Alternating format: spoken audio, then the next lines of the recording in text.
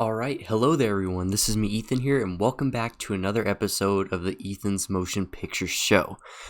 I realize I've missed the past couple of weeks, more like past 3 or 4. It's been almost a month now since the last episode, which feels crazy. I apologize for that. Just the past couple of weeks have been just crazy and busy for me, and I've used my weekends to just relax and, of course, watch some more films. So without any further ado, with that all out of the way, a couple weeks ago, on March 4th, I finally went to my local Cinemark and I watched The Batman. Sadly, I'm not wearing my Batman shirt that I got from Old Navy just a couple days before. I accidentally wore that yesterday and I planned that terribly, but for anybody just listening, it probably doesn't bother you too much, or even watching for that matter. Now, I've been excited for this film since the release of the first teaser about 2 years ago. I thought the vibe they were going for looked great, looked eerie, like a dark detective noir Batman story, and it was an idea that I was all on board with. I also knew it was going to be directed by Matt Reeves, and since I've watched some of his Planet of the Apes films last year, my excitement level has very much indeed peaked. So without any further ado, let's go ahead and get into this review. I won't be getting into spoilers for a majority of this episode, but when I do, it will be at the very end, so if you haven't seen the film already and you just want to get my non-spoiler thoughts, that will be a majority of this episode, and then we'll get into spoiler territory, and then you can get on out of here and watch the movie for yourself. So first off, I want to talk about the characters, and all of them are spectacular performances. Starting off with, of course, Robert Pattinson as the Batman. I was never against the idea of him playing Batman. I know him as the Vampire Man from the Twilight series, but I know him even better as Cedric Diggory from the 4th installment in the Harry Potter franchise, and I thought his performance there was solid, not just outstanding or anything. I haven't seen his other performances, like in Good Time or The Lighthouse. I'd definitely like to check out his performances in those films eventually, but I know he has become a very, very good actor over the past couple of years in more indie films and stuff like that, and even Christopher Nolan's Tenet, Devil All the Time, I heard he was good in that as well, alongside Tom Holland. So I had no doubt at all that he would do well playing the Cape Crusader. I wasn't one of the haters over the Twilight Boy, all that stuff, so yeah.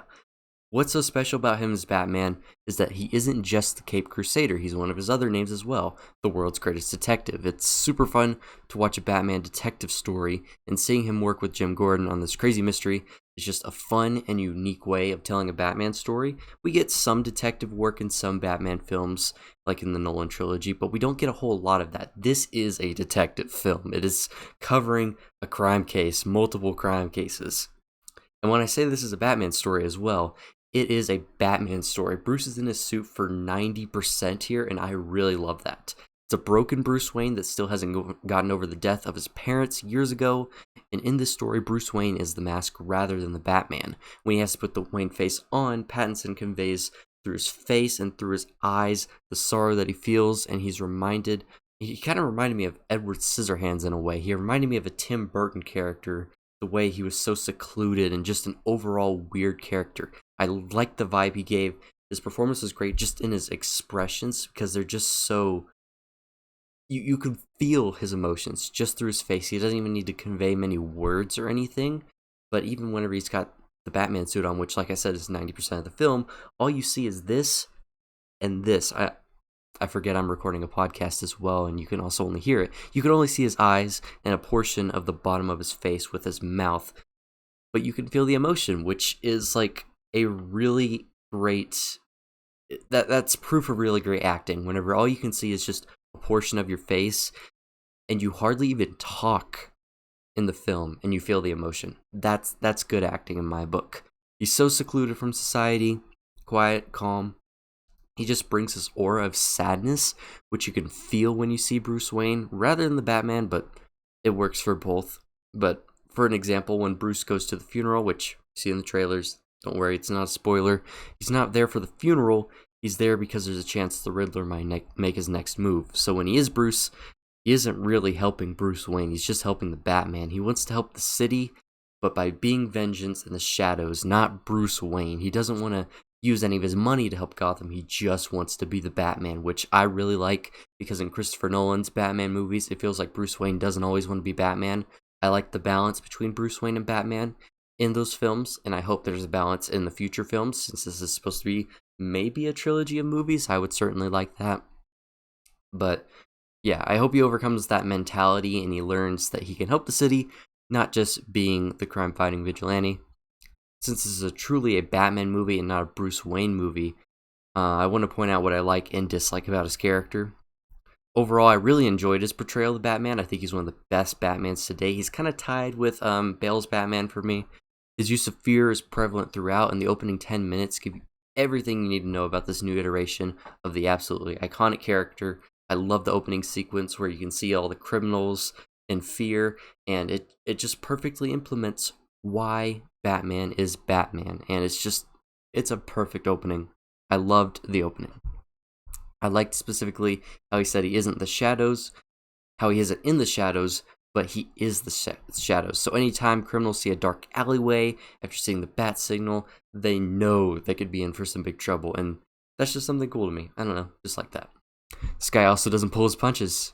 He doesn't kill, but he definitely serves those bad guys some severe punishment, and you could feel it in an IMAX or XD theater. You can just feel all the punches. It's so grounded. All the fight scenes, so well choreographed. But the only issue I have, which I'll get into more detail whenever we get into spoiler territory, is that Batman wears some pretty heavy plot armor. This guy takes hits like nobody's business, and at some points in the theater, I was questioning how this guy survives what he does and how he keeps doing what he's doing. But like I said, I'll get into the specific spoiler scenes later, discussing what scenes in particular kind of threw me off. But yeah, he had some heavy plot armor, but overall, really, really solid performance. One of the best Batman performances I've ever seen. So good. Next up, Zoe Kravitz as Catwoman. I thought she had a pretty solid performance, and I particularly love her theme. In fact, I love all of Michael Giacchino's themes that he made for this film. The entire soundtrack is just so good and fits the entire aesthetic of this movie. But I didn't love the character as much as Pattinson. Didn't really feel the hype with her, like many other people were praising her. She felt kind of just added into the film, just kind of there. She dips out every now and then. Not really super prevalent. Didn't feel entirely necessary. But I liked her inclusion. She wasn't awful. I just don't have much to say about her. I've never been a big fan of the Catwoman character in general. I don't really have a favorite, I don't think. I like Michelle Pfeiffer, Anne Hathaway. I like all of them. I just don't really have an opinion on the character because of how strange she is as a character in the movies. She's just sort of fighting for herself and really nothing more, and I don't know, I've never found her that interesting of a character. But a character that I did find interesting in this movie is Paul Dano. He brought quite best... Did I say character and then say Paul Dano? Paul Dano's a character in and of itself, but anyways, Paul Dano brought quite possibly the best performance of all the cast. The Riddler is one of the scariest and most intimidating comic book villains put to screen. He may just become one of the most iconic film villains of all time. I think so. He's up there with Heath Ledger's Joker. They push this character far, and what he does will make your stomach turn and keep you on edge. Certainly did for me. Some of the character's actions push the PG-13 rating in my opinion, and it could very well have been rated R. There are some scenes where you can definitely tell Matt Reeves could have tweaked this scene and done a reshoot, and it could have easily become rated R if they showed more detail or something, or I'm not going to try to get into spoilers, but if they don't show what the Riddler does in more detail, it will make it PG-13, but if they do, it totally could have been rated R. I would definitely not suggest this to children's or preteens. I would definitely be scared if I was a child or preteen watching this, but without Paul Dano's Riddler, this film just simply wouldn't be the same. It's that Zodiac killer vibe to him, and he's just so good. Easily one of the best Batman villains I've seen put to screen. Definitely better than Jim Carrey's, obviously. He's not necessarily a physical threat to Batman, but he is intimidating, and he is more of a psychological threat to him. He plays a perfect, insane serial killer that can be goofy, but also frightening. So, props to him. I laughed at some stuff he does in the movie, and I also was frightened by him at the same time, which I think that calls for a pretty good performance.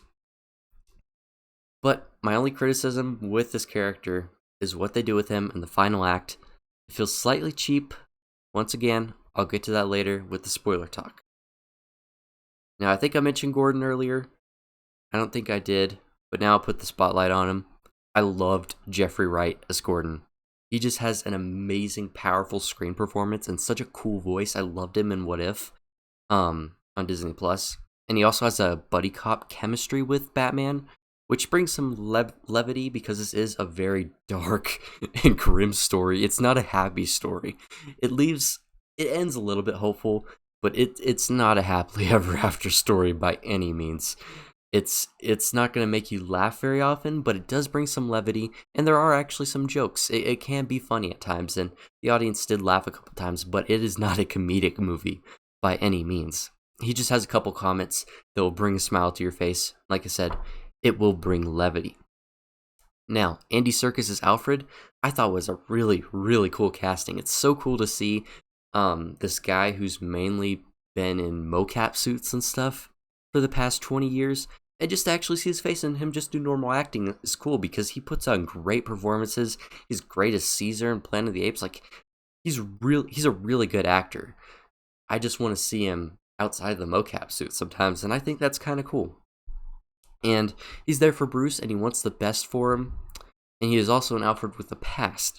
He's got like these scars across his face. Pretty much my only complaint is that we didn't get enough of him, and I wanted to learn more about him. Maybe that's in the prequel novel. Maybe I'll have to check that out. But I feel like there's a past that we could have explored with his character. There just wasn't enough time to do that. I wish we could have gotten more with him, but he was overall pretty solid. Now onto a character that actually has a decent amount of time more than Alfred, surprisingly, was Colin Farrell as Oz Cobblepot, aka the Penguin. Obviously, Farrell's unrecognizable under the makeup. I think it's going to win a lot of awards. Like, it is crazy how good all the makeup and stuff is on that. Now, that being said, I don't think he was all that amazing. He's super fun, and like Gordon, he brings some levity. He does joke around. Like, hey, don't show me that. What are you talking about? He's got like this New Yorker mob boss characteristic to him that's just really funny to watch. And there is like a joke commenting about his sort of name is the Penguin, and I found that really fun. He's crazy mob boss character, works very well for Gotham. He just didn't do a whole lot in the film. Feels very obviously set up for a spinoff. I didn't mind him, but he could have been any mob boss, but it makes sense that they would choose Penguin, so I didn't mind him. He was good. He was fun. Good addition. Just feels a little bit set up for a spinoff, if you know what I mean. I don't really have much to say about John Turturro as Carmine Falcone or Peter Sarsgaard as Gil Coulson, but I thought they both had pretty solid performances. So I think that's all I have to say about the performances and the actors. The characters are what make this movie so good, in my opinion. So I don't have as much to say, but this still may go on for just a little bit longer. We're about 15 minutes in now, so I'm surprised we've gone on as long as we have. But anyways, onto the story in general. Not an action-driven story. It's very clearly a noir It is very clearly a noir detective film, so it's going to be more dialogue-driven. But when there is action, there is action. I know I said there's not as much action as most superhero films, but there are some great action moments, and my favorite scene in the entire film is that Batmobile chase with Penguin that we see in the trailer. It is just so intense. Michael Giacchino's score is so good, and I'm just shocked by it. Hold on, I need to get a drink of water real quick.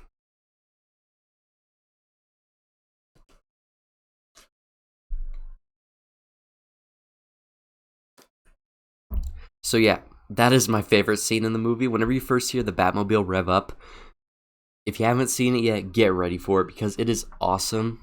And when you're in a theater watching it, oh, it's so good. You can feel the rumbling in your seat. You can feel all the noises. Like, oh, it's an experience of itself. So yeah, I just absolutely love that scene. All that being said, I like the dialogue-driven story.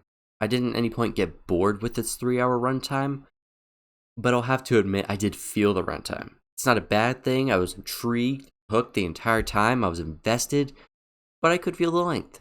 Not a bad thing. Not a good thing. I just felt the length. I'm kind of neutral on it because I enjoyed the story. I feel like you can enjoy the story and feel the length. I don't know where I'm going with this, but anyways, with the Riddler, I didn't quite catch every riddle and how they connected, but I was able to solve some of the Riddlers at the same time as the Batman, which is actually pretty fun.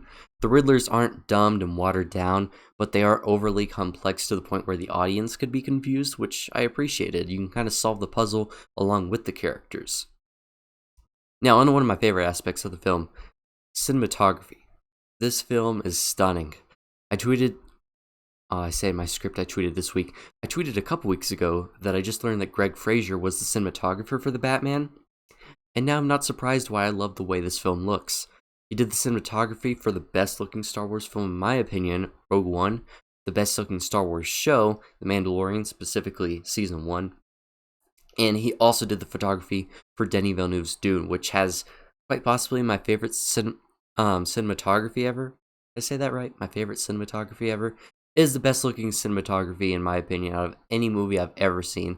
I love Dune. Anyways, I loved watching Dune in theaters because it was such a surprise to see how good the cinematography was. So it makes sense why I love the look of this film. The entire screen for almost all 3 hours is like 85% black, maybe. Very dark colors.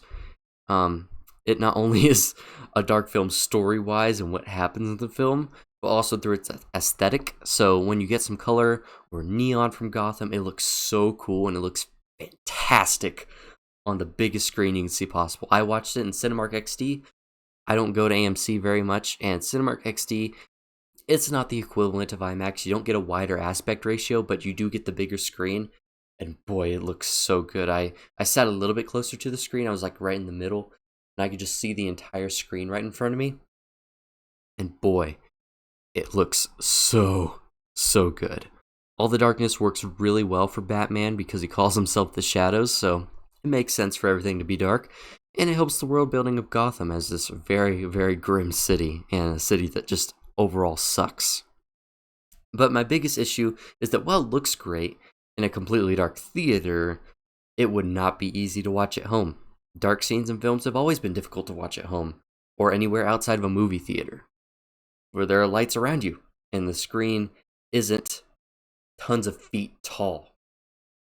You're focused on the movie, it's completely dark, you could see everything easier whenever there's no lights.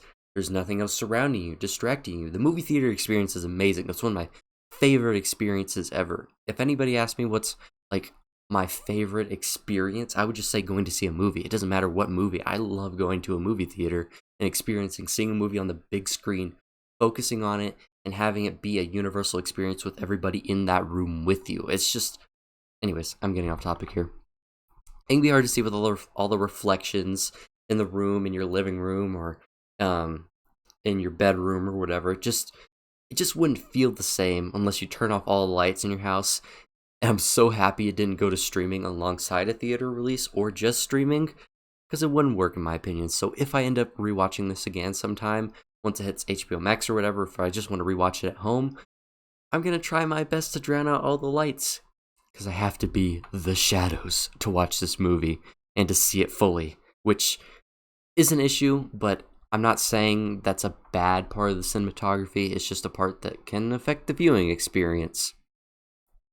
So, yeah. Now, for the spoiler talk. If you haven't somehow seen the Batman, shoo, go away. Forever hold your peace. Alright, hopefully you should be gone now. So first off, whenever I mentioned Batman's plot armor, my main complaint was in the funeral scene. When Gil Coulson's head gets blown to bits, he not only doesn't prevent the bomb from going off, but when it does blow up, he's within a couple feet of the explosion. And all that happens is he has a coma and passes out for a couple hours. Does that one exposed area of his face not get damaged? It was similar to when Thor in Infinity War was creating the Stormbreaker and he's slowly getting burnt while creating it.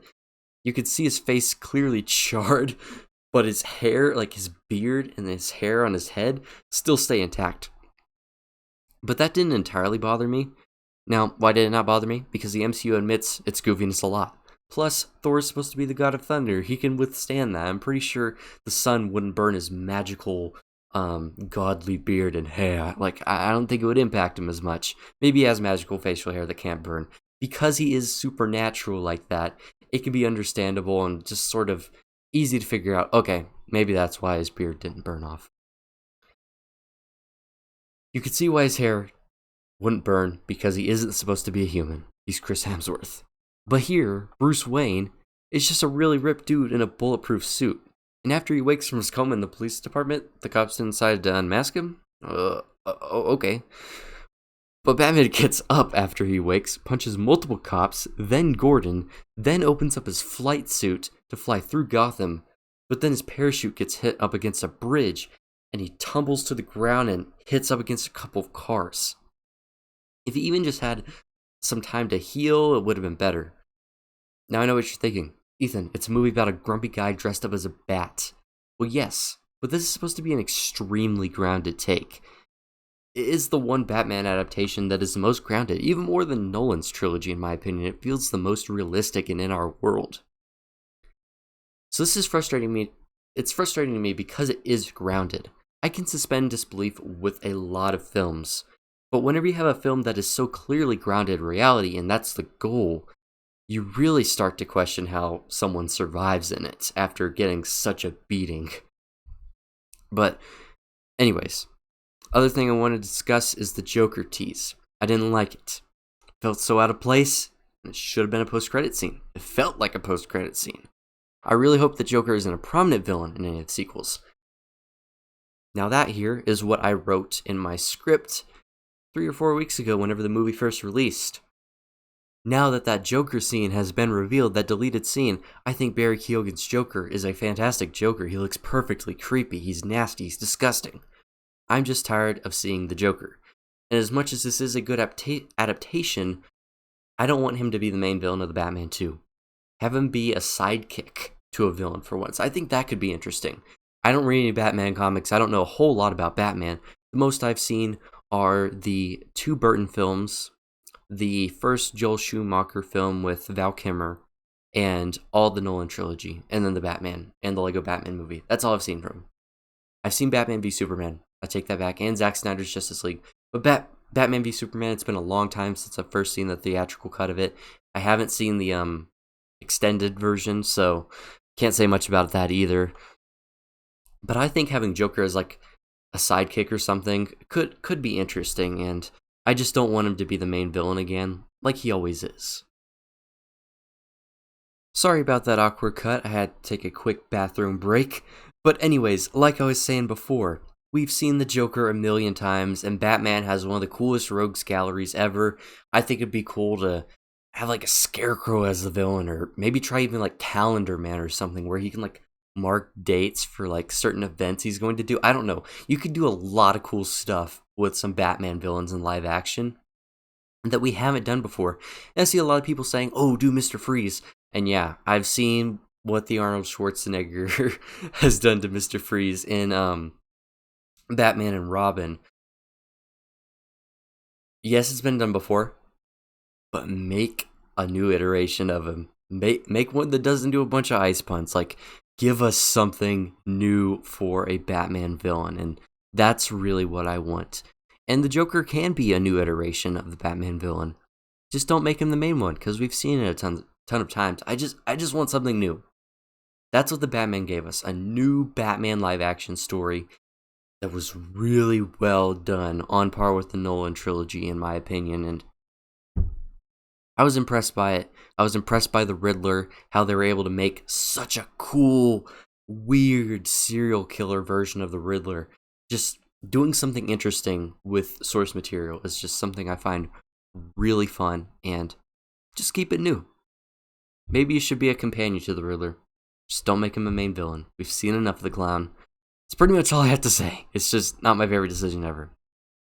Moving on to the other issue I had was what they did with the Riddler in the third act. After Edward is sent to Arkham, we still have a solid 30 or 40 minutes left of the movie. We've caught the man behind the riddles. We've caught the man behind the riddles. We know who he is. The case is closed. But we keep going so we can have a great third act final battle. And this is still a problem with superhero movies, having the feeling, the urge to just, oh, we gotta have that big final battle. That's my biggest problem with Shang-Chi. I'm like, oh, the first 2 acts, so good, aside from some humor, some not so great humor. It's some great family drama, some great action, some great storytelling. But then the final battle, we have a kaiju battle. Like, really? That doesn't feel at all like what the 2 acts felt like. So what they did here is they have a great final battle. It's tense. It's some great action, some fantastic Batman moments. But having Batman fight these Riddler goons leaves me with not much at stake because we don't have that main villain. We've already caught the bad guy behind it. Now we're just fighting his villains. And I'm not saying there's not a whole lot of stakes, like an entire, was it like a football stadium or something comes tumbling down, like there's tons of destruction over this. But I don't feel the stakes because we've captured the bad guy. It's just fighting some goons like in a Lego video game. It's nothing crazy. It's like if Avengers Endgame had the original 3 Avengers kill Thanos, but we still have all of his alien minions to fight in the last 30 to 40 minutes. The portal scene would be there, and it would be fun to watch, but the heroes already saved the day. We already killed the main villain. Why should I still care? I will say, though, the final battle left for some great Batman moments. And quite possibly my favorite one is when Batman unmasks the final Riddler goon, and that goon says that he is Vengeance. His name is Vengeance. And Batman finally realizes that he can't be this intimidating guy. He can't be the shadows and vengeance. But he also has to be hope. And that final monologue, the end of the film, is just chef's kiss. Compliments to the chef. Like, oh my gosh, it's so good. You can see in Pattinson's eyes, in that moment, everything he is feeling. And it's just a moment of realization for him. This entire film is a character study. It's just a character study of this Batman. And you can see his arc and his progression over the course of the film, and that is like the changing point for him, and it's just so good. And man, I just love that scene. We even see earlier during the interrogation scene with Riddler, he's all like, "We did it. We took the bad guys down. We did this together. We took out the politicians. For vengeance. We did it. Yay! I tried to help you." And the whole thing with Riddler was he was trying to help Batman. And, like, be a sidekick, essentially. I know he's not trying to be a sidekick, but he was trying to help Batman. He saw him sort of as an idol. At least that's what I got from it. And then he learns he can't just be the shadows and vengeance. He can't be this guy that just beats up the bad people. He has to be a symbol of hope so people can realize this guy isn't a threat to the innocent. He's a threat to the bad guys and the people behind all the bad stuff. Like in that first scene. Okay, we're in the spoiler territory. I almost caught myself off guard and like, oh, did I just spoil something? But anyways, no, we're in spoiler talk. In the first scene, whenever he beats up that goon of the people with the white face paint, and you see the one guy that they were trying to steal lunch money from or whatever, he's just waiting out on the side as Batman just knocks all these guys out. And then Batman looks over at this innocent man, and he goes, "Please don't hurt me." And then Batman's kind of like, oh, well, okay. And he kind of realizes that even innocent people fear him, not just criminals, not just the bad guys. So I actually really love that. I loved all 3 of those scenes where he just realizes that he has to be more than just the guy who defeats the bad guys. He has to be the guy that inspires the innocent and defeats the bad guys and lets them know they're safe. And that final ending with him helping people with the torch, he becomes the light at the end of the tunnel. He becomes a symbol of hope for the citizens of Gotham in a time where there's not a lot of it, and I love that. He went from the shadows, he went from being in the shadows, being these shadows, to the light at the end of the hall, and it's such a good arc in my opinion. It's not like the most groundbreaking arc of all time for any superhero movie or anything like that, but it certainly is very good. And by the end, we see Batman in the light, which, by the way, we see that shot where he's got all the mud all over his face in the trailers. We saw a lot in the trailers from all across the movie, just without the context. But regardless, I love that this isn't an origin story. It is a character study. It's year 2. It's a character study. It's about how Batman learns to become a better Batman, and that is what is so special about this film. Overall, I really enjoyed the Batman, and I would give it an 8 out of 10. Maybe it'll go up to 9 on a rewatch. I thought it was a really well done year 2 noir detective Batman film that surprised me. But I wasn't head over heels for it. It wasn't like a movie that just, it's like, wow, I really want to rewatch this. Because it is kind of a depressing movie. It's not a happy movie. Movies don't have to make you happy for you to enjoy them. But it's just not a movie that I just absolutely love. It's a movie that I appreciate and I enjoy, but it's not a movie that I love. It's hard for me to explain. It's like a movie that you like, where you're like, oh, okay. I don't absolutely love this. It's good. It's very, very good. It has a lot of great stuff to it. But it's just not my favorite thing ever. And that's okay. I'm going to have my review of Turning Red out sometime soon. Within the next couple of weeks, hopefully. I promise I'll get that out soon. I have some hot takes on that movie, and there's certainly a lot of controversy around it. There may be some controversy around my opinion, but I can't wait to talk about it, because who doesn't love talking about what they don't like? So that released 2 weeks ago, so I'll be sure to get that out, and then I'll be doing a Pixar ranking, or maybe even a tier list. Tell me which one you guys want to see. So thank you all for watching this episode, and as always, I will hopefully see you all in the next one sooner rather than later. Ethan out.